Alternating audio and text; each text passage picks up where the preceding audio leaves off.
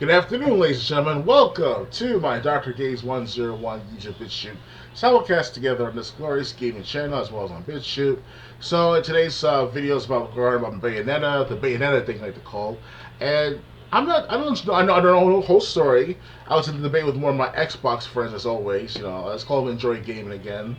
And, guys like him doesn't understand where I come from.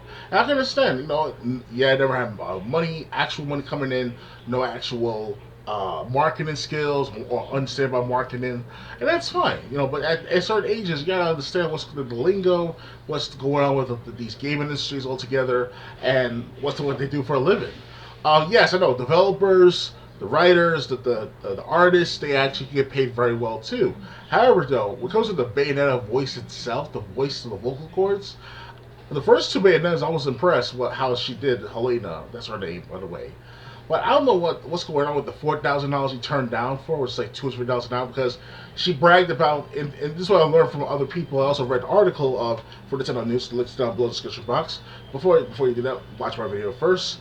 So she said that, oh, I got $4,000 for the role for like $250 an hour for 1 hour for like 4 hour sessions, 4 hour sessions, something of that sort.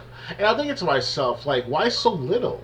I mean, Bayonetta, from what based on an article I just read, they make a $450 million alone from that other just gaming sales alone. We're not talking about toys. We're not talking about promos or any of that extra shit going on with Bayonetta for the past 10 years now. And Bayonetta has been around since as early as 2009, 2008, give or take. With development, the promos, the trailers. I mean, that costs money to make and stuff like that. You're telling me that Helena can get a better deal? So either she's bad at negotiation, or she never negotiated with the offer. And that's what these ladies gotta do. You gotta speak up a little bit. You wanna get yourself in the game so to make more money and make money off all the proceeds and all or whatever. Do that. I would if I was a Bayonetta. I'm not sure how it goes exactly. Like if I was the male version of Bayonetta, whatever, and they had Bayonetta, the male version, whatever, and I'm the one who qualified for it, and I've been in two previous Bayonetta, whatever it's the male version, or whatever I want to call it. I don't know. But let's just say, what if? I would definitely negotiate for a higher pay and for proceeds from the sales of the games as well. I try to explain that to guys like enjoy gaming. I know I shouldn't be bringing him in. He's just mentioning, he just talks, him and I, which has his perspective. Yes, my perspective. I have my perspective. But you don't know how to say about money is involved. Bayonetta is not some cheap character like that of, let's say, what? Like fucking Horizon Zero Dawn lady, or whatever. I mean, to me, she's not that appealing. The Horizon Zero Dawn lady, you want to call her. I've got her name exactly. She wasn't appealing, because of what? Because Charles, you're a sexist misogynist for knowing that you want big boobs and Amazonian body of a goddess and shit like whatever they're thinking on the forums and stuff. I don't know what's going on in these forums, but they don't understand they get to women, and I understand women are not. The woman, like a woman, the fictional character of a woman like Bayonetta is very rare in today's world to see. But when it's available, like that of the tall Amazonian woman, like the 6'7", 6'5" woman, I met some women who are on my height. I mean, I don't mind it. It's kind of interesting. She's like over 6 foot. Like Stacey Cable, for example. If they're only a live action Bayonetta, Stacey Cable will definitely be the well mentioned Bayonetta, real life Bayonetta character instance. That's if she still have her looks and stuff like that. Obviously, Stacey Keebler. So it's not where Stacey Keebler was a wrestler and a model for the WWE. She was considered to be a WWE diva for about between the years of 2000 to 2005, 2006, give or take. And she was also called Miss Hancock in WCW. Now, why would I bring Stacey Keebler in this matter? I'm just saying it sounds like comparison, compare apples to oranges, and it's still fruit in the end of the day. So, but getting back to the point, guys, understand that $450 million is something that you don't play with. If I was a voice actor, I want to get a piece of that, and also to maintain relativity or understanding, also relevance in the company.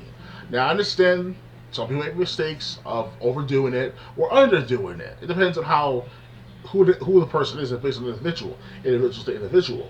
But Bayonetta, my God, like that's a lot of money. I wish I would have killed to be be part of the voice acting of Bayonetta. Meaning that, like, not the voice act, actual Bayonetta actor, obviously, but the other characters, the black guy and Enzo.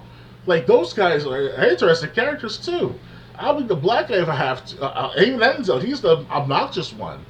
I mean, the black guy was the cool guy with the glasses and all, and summons demons from down under, and almost lost his life and limb for trying to gain powers from Bayonetta and shit. Wherever that story goes in the first Bayonetta. But the beginning, the first 10 minutes of Bayonetta was awesome. Mwah.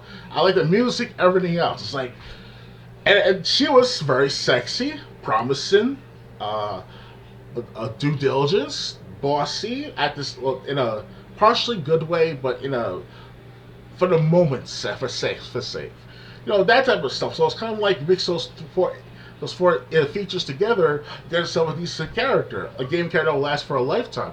I mean, Bayonetta was displayed for what Smash Brothers like 2 times so far. You're telling me that Bayonetta's nothing to you, or that the character itself is nothing as a whole to these gamers? Now I understand they're younger, they never had a girlfriend before, or they never had interaction with girls before, or never talked to girls before, and let alone never thought of business integrated with sexual appeal in business, because that's what it is. Like in these male mom magazines like Fabio or Stacy Keibler, Trish Stratus, or Sable, who are from wrestling, by the way. These four ladies. They've been at it for years in Playboy and Sports Illustrated swimsuit magazines. This is all happening back in the 2000s, so there should be no surprise, no shit moment. Like, okay, give the lady, give the original Helena voice actress, excuse me, her more money. Oh yeah, she sounds selfish, sounds entitled, bullshit like that. Like, yes, she does sound selfish in the title, but that comes with at her price, because she would have been in 2 previous to Bayonetta games. Yes, I understand Bayonetta 3 sounds similar to the first 2 Bayonettas, no problem to some extent, right? But then eventually you find out in the game. I bet. And it's like, I want to bet. I'm bet that in the game as you play Bayonetta 3, it's not going to be the same as Bayonetta 2 and 1. And not the same exact thing, obviously. It's supposed to get better and better with the timeline, the story progression, the sexiness of the character. Because now they made Bayonetta look like having a short hair, like they have a feminist style to better. Because Bayonetta had this cone-like bun in her head in the first Bayonetta, and by the second Bayonetta, her hair was like all like frizzy and shit like that. It was really cool.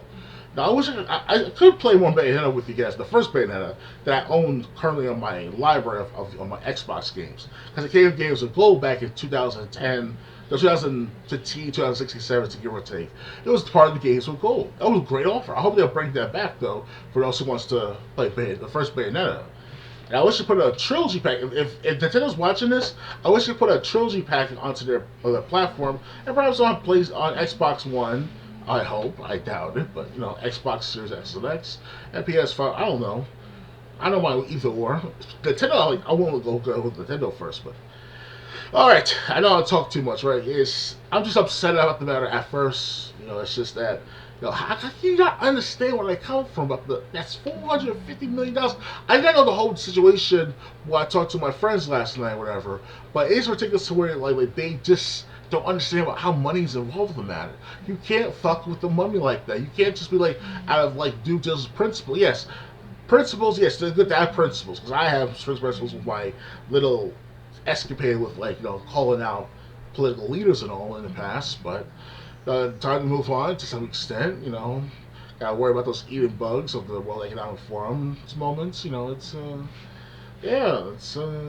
to be out in the loop and have to eat bugs for the rest of your life, right, guys? So, okay, guys, I think I'm talking too much again to other things. Mixing politics with gaming is a bad idea, as always, but at the same time, it's good for me and for a few others out there who study their history and also their politics and their little own thing going on. So, all right, please thumbs up, subscribe, and share. Donate to my Patreon at DrCase101. I also have Bitcoin. You can donate. Everything's down below the description box. It's to click on or to highlight, copy, and paste, and put it into your browser or browsers, whatever format you're using on certain devices. And I'll see you guys next time. And keep in mind, guys, just don't be too like oblivious to what's going on with video games and money systems, because I understand greed can be a powerful thing to fuck up the quality of games, but also be a good driving force to make better games too. That was the point back 20 years ago.